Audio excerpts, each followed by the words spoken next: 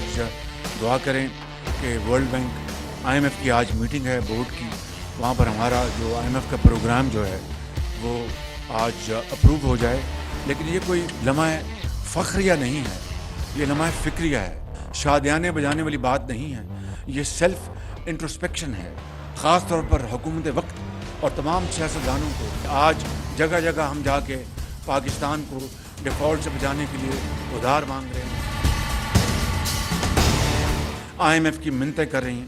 یہ زندگی بسر کرنے کا یہ طریقہ نہیں. چین بہترین دوست ہے. پچھلے 3 مہینے میں انہوں نے $5 ارب انہوں نے ہمیں واپس کیا. $1 ارب UAE سے ایک آدھ دن میں پہنچ جائے گا. ہماری حکومت کی مدت 14 اگست کو ختم ہو جائے گی.